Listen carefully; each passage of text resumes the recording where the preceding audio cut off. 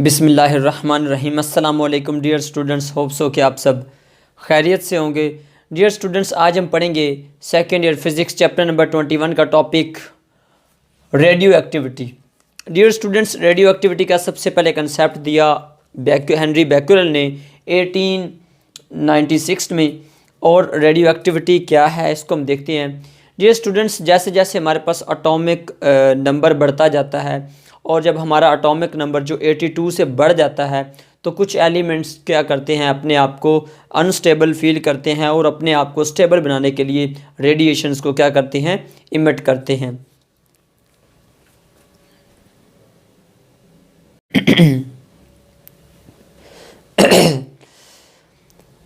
बिस्मिल्लाहिर्रहमानिर्रहीम। अस्सलाम वालेकुम डियर स्टूडेंट्स, होप सो कि आप सब खैरियत से होंगे। डियर स्टूडेंट्स, आज हम पढ़ेंगे second year physics chapter number 21 का topic radioactivity. Dear students, radioactivity का कंसेप्ट सबसे पहले हेनरी बैक्यूरेल ने 1896 में दिया हमें। इसके अकॉर्डिंग जो है इसकी डेफिनेशन को देखें तो देखिए हमारे पास जैसे जैसे एटॉमिक नंबर बढ़ता जाता है और एटॉमिक नंबर 82 से बढ़ जाता है तो एलिमेंट्स क्या करते हैं, अपने आप को अनस्टेबल फील करते हैं और अपने आप को स्टेबल बनाने के लिए रेडिएशंस को इमिट करते हैं और इसे ही हम कहते हैं रेडियो एक्टिविटी। इसकी डेफिनेशन क्या होगी? Radioactivity spontaneous emission of radiation by unstable nuclides whose atomic number is greater than 82। जिन एलिमेंट्स का एटॉमिक नंबर 82 से बढ़ जाता है वो क्या करते हैं, स्पॉन्टेनियसली खुद से जो है वो रेडिएशंस को इमिट करना शुरू कर देते हैं, जिसे हम कहते हैं नेचुरल रेडियो एक्टिविटी। ठीक है, तो सबसे पहले इसका कंसेप्ट हेनरी बैक्यूरेल ने दिया था और उसने कैसे इसको डिस्कवर किया कि वो एक एक्सपेरिमेंट कर रहा था यूरेनियम के साल्ट पे। जब वो एक्सपेरिमेंट करने के बाद वापस गया घर अपने तो उसने यूरेनियम का जो साल्ट था उसको जो है वो बॉक्स में अपने रख दिया और उसके नीचे फ़ोटोग्राफिक प्लेट पड़ी थी। कुछ देर के बाद जब वो वापस आया तो उसने देखा कि जो वो फ़ोटोग्राफिक प्लेट थी उसके ऊपर कुछ निशान छोड़ दिए थे यूरेनियम के साल्ट ने। तो उससे उसने अंदाज़ा लगाया कि यूरेनियम ने कुछ रेडिएशंस को इमिट किया है। तो फिर वहाँ से रेडियो एक्टिविटी का कंसेप्ट आया। इसके बाद हेनरी बैक्यूरेल के बाद जो है वो मैरी क्यूरी और पेरी क्यूरी हस्बैंड वाइफ थे। इन्होंने पोलोनियम और रेडियम में सेम कंसेप्ट को डिस्कवर किया कि ये भी रेडिएशंस को इमिट कर रहे थे। ठीक है, उसके बाद अगर हम यूनिट की बात करें, रेडियो एक्टिविटी का यूनिट होता है क्यूरी। ठीक है, और इस वन क्यूरी किसकी इक्वल होता है, 1 डिसइंटीग्रेशन पर सेकंड। तो अगर इसको हम डायमेंशनली देखें तो डायमेंशन इसकी पर टाइम आ जाती है क्योंकि नीचे टाइम है। इसकी कोई डिसइंटीग्रेशन की कोई डायमेंशन नहीं होती।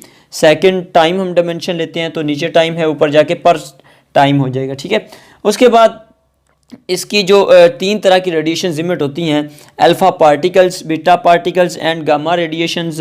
देखें ये इनको 1 बाय 1 हम देखते हैं। तो इसके लिए सबसे पहले एक एक्सपेरिमेंटल सेटअप बनाया गया जिसमें ये हमारे पास एक लेड चैम्बर होता है, ये वैक्यूम चैम्बर है। ठीक है, तो इसमें ये हमारा रेडियो एक्टिव सोर्स है जहाँ से डिफरेंट टाइप्स की रेडिएशंस आ रही हैं। तो यहाँ पे एक इलेक्ट्रिक फील्ड लगाया गया जिसमें यहाँ इस पे नेगेटिव चार्ज है लेट्स सपोज और इस प्लेट पे पॉजिटिव चार्ज है। ठीक है, तो ऑब्ज़र्व ये किया गया कि जब डिफरेंट रेडिएशंस को यहाँ से मूव ऑन करवाया गया, यहाँ से स्किप आउट करवाया गया, तो उन्होंने देखा कि यहाँ से पास करते हुए कुछ पार्टिकल्स थे जो कि विदाउट एनी डेविएशन पास कर रहे थे फोटोग्राफिक प्लेट पे। ये फोटोग्राफिक प्लेट है, रेड जो मैंने शो की हुई है यहाँ पे फोटोग्राफिक प्लेट है। तो देखिए ये विदाउट एनी डेविएशन यहाँ पे मूव कर रही है, ये जो ब्लू लाइन है।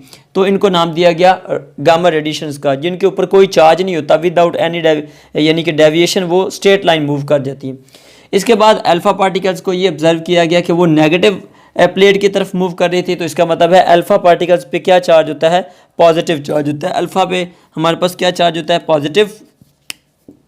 ठीक है, इसी तरह बीटा चूँकि पॉजिटिव की तरफ मूव कर रही थी, ये पॉजिटिव प्लेट की तरफ डेविएट कर रही थी, तो इसलिए इसको जो है वो नेगेटिव का नाम दिया गया कि बीटा पे नेगेटिव चार्ज होता है। हालांकि इस पे पॉजिटिव चार्ज भी होता है लेकिन मोस्ट ऑफ द केसेस में जो है वो इसका हम नेगेटिव कंसीडर करते हैं, जबकि गामा के ऊपर कोई चार्ज नहीं होता, ये न्यूट्रल होता है। ये जस्ट लाइक हमारे पास जो है एक्सरेज, ये फोटोन्स होती हैं। ठीक है, उसके बाद जो अल्फ़ा पार्टिकल्स हैं ये हमारे पास क्या होते हैं, ये हीलियम होते हैं।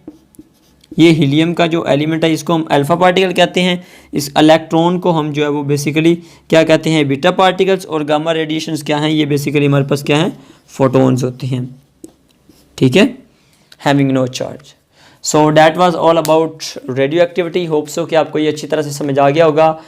मुझे नेक्स्ट इंशाल्लाह हम देखेंगे इससे अगला टॉपिक। तब तक अपना ख्याल रखिएगा। अल्लाह हाफिज़।